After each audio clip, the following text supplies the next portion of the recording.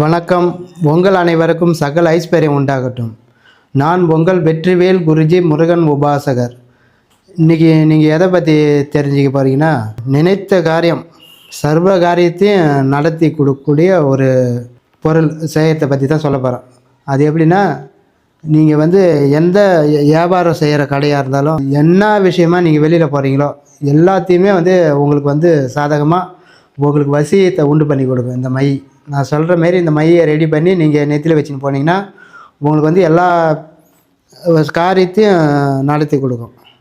இது ஒரு அந்த காலத்தில் செஞ்ச ஒரு தாந்திரிகமான ஒரு மை தான். நான் சொல்கிற மாரி செய்யுங்க. என்ன பண்ணுறீங்க, இந்த கள்ளி செடி எங்கே இருக்குதுன்னு பார்த்து வச்சுக்கிங்க. கள்ளி செடியில் சப்பாத்தி கள்ளி செடி எங்கே இருக்குதுன்னு பார்த்துங்க. அந்த செடியில் மேலு ஆட்டமாக ஒரு பழம் இருக்கும். அந்த பார்க்கறதுக்கு கை அகலத்தில் ஒரு அந்த சப்பாத்தி கல்லி இருக்கும். அந்த கல்லிக்கு மேலே இப்படி கூர்மையாக போயிட்டு ஒரு பழம் மாரி இருக்கும். முக்க அந்த இதில் அந்த இலையிலே சப்பாத்தி கல்லி இலையிலே பழம் இருக்கும். அதில் இப்போ செவன்னு இருக்கும். ஒரு மாதிரியா அந்த ரோஸ் கலரில் ஒரு மாதிரியா இருக்கும். நம்ம கையில் பெரிக்கும் போதே கையில் ஒட்டிக்கும். ஒரு மாதிரியா சிகப்பாக பிடிச்சிக்கும். அது இல்லாமல் நம்ம சாப்பிட்றது பழம் தான். அது சாப்பிட்டோம்னா அது வாயில் போயிட்டு நாக்கில் அப்படியே செவன்னு ஆகிடும். வெத்தலை பாக்கு போட்ட மாரி. அந்த பழம் நம்மளுக்கு ஓணும். அந்த பழம் எப்படின்னா, அந்த பழத்துக்கு மேலே முள் இருக்கும் நிறையா. அந்த முள்ளெல்லாம் இப்போ இது உடச்சி எடுத்துருங்க. இப்போ அது முள்ளை எடுத்து போட்டுட்டு அந்த பழத்தை பெருசு எடுத்துக்குங்க. எடுத்துன்னு வீட்டில் வச்சுங்க. அது எப்படின்னா, ஒரு எவ்வளோ பழம்னா ஒரு 7 பழம் இருந்தால் கூட பரவாயில்ல. அந்த அளவுக்கு பழத்தை பெருசுன்னு வச்சுக்கிங்க.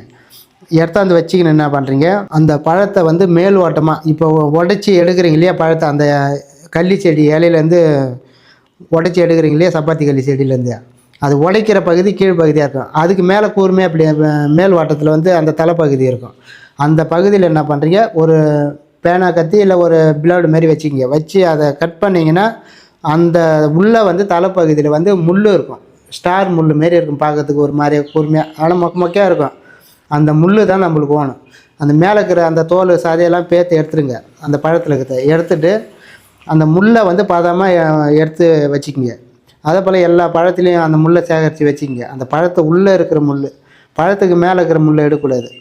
பழத்துக்கு மேலே இருக்கிற முள்ளை நம்ம உடச்சி போட்டுடணும். கீழே போட்டுட்டு பழம் உள்ளே இருக்கும் அந்த தலைப்பகுதியில். அந்த முள்ளை என்ன பண்ணுறீங்க, நீங்கள் உடச்சி அரிஞ்சு எடுத்து தனியாக வச்சுக்கிங்க. வச்சு காய வச்சுக்கிங்க. காஞ்சால் தான் அந்த இது நல்லா நம்ம மை செய்யறதுக்கு கொஞ்சம் இதாக இருக்கும். அப்படியே நல்லா என்ன பண்ணுறீங்க, காஞ்சதுக்கப்புறம் அது ஏதாச்சும் வச்சு இந்த கல்புரம் வச்சு எரிச்சிருங்க. அந்த முள்ளை எரிச்சிங்கன்னா எரிஞ்சு ஒரு மாதிரி ரொம்ப சாம்பலாகிக்கிட்டு பாருங்க. ஒரு கருங்கருன்னு அவர் அளவுக்கு எரிச்சு என்ன பண்ணுறீங்க, அதை நல்லா நைஸாக இப்போது ஏன்னா கல்லி இந்த குழாங்கல்லி இல்லை ஏதாவது ஒரு இது, ஆனால் கல்லியில் போட்டு தான் அதை இழைக்கணும். நல்லா அந்த முள்ளை இப்போ எரிஞ்சதுக்கப்புறம் நல்லா இழைச்சிங்கன்னா அப்படியே பவுட்ரு மாரி வரும். முள் எரிஞ்சதுக்கப்புறம் எடுத்து இழைக்கணும்.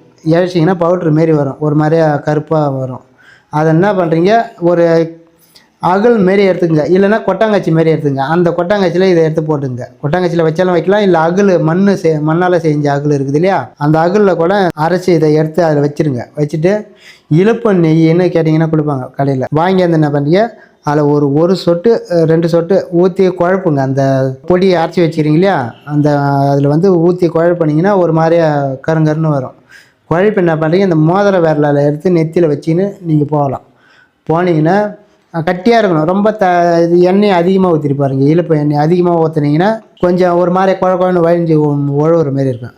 இதை நெத்தியில் தான் வைக்கணும். இந்த தலையில் இந்த கண்புறத்தில் எல்லாம் தடக்கூடாது.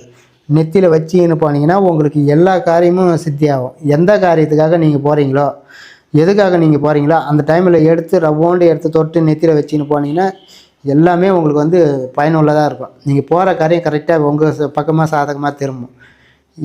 எதுக்காக நீங்கள் எந்த விஷயம் பேச போகிறீங்களோ, எதுக்காக போகிறீங்களோ, இல்லை நீங்கள் கடையில் வேலை செய்கிறீங்க, ஒரு கம்பெனியில் வேலை செய்கிறீங்க, ஆஃபீஸில் வேலை செய்கிறீங்க, அங்கேயும் நீங்கள் வச்சுன்னு போனீங்கன்னா உங்கள் பக்கம் ஜனலாம் ஒரு ஆசைபாசமாக இருப்பாங்க. ஜனலாம் உங்கள் பக்கம் வசியமாகுங்க. நல்லா பேசி வரதா இருக்கும். நீங்கள் நினைச்சதை சாதிச்சிக்கலாம். இந்த மையை நெத்தியில் வச்சிக்கலாம். இது அந்த காலத்தில் மையை இதை ரெடி பண்ணி நெத்தியில் வைக்கிறது வழக்கமாக இருந்தாங்க அந்த காலத்தில். நீங்கள் எளிமையான முறையில் அந்த பழத்தில் இருக்கிற முள்ளை எடுத்து நீங்கள் நான் சொன்ன மாரி எரித்து அதை நல்லா அரைச்சி அதில் வந்து இழுப்பு நெய்யை ஊற்றி நீங்கள் குழப்பி, அதுக்கு மந்திரம் தேவையில்ல, பூஜை தேவையில்ல, எதுவுமே பண்ண தேவையில்ல. நான் இதை நான் சொல்கிற மாதிரியே செஞ்சு நீங்கள் நெத்தியில் வச்சிங்கன்னா உங்களுக்கு வந்து நல்ல ஒரு பலனை. இதை வந்து நம்பிக்கையோடு செய்யுங்க. செஞ்சீங்கன்னா உங்களுக்கு வந்து நீங்கள் நினைத்த காரியத்தை வந்து இது வந்து நடத்தி கொடுக்கும். உங்களுக்கு வசியமாக உண்டு பண்ணி கொடுக்கும். நீங்கள் இது வந்து நம்பிக்கையாக நல்ல ஒரு மனசில் ஒரு முழு நம்பிக்கையோடு செஞ்சு உங்களோட வாழ்க்கையில் வளம் பெற்று நலம் பாருங்க. நன்றி, வணக்கம்.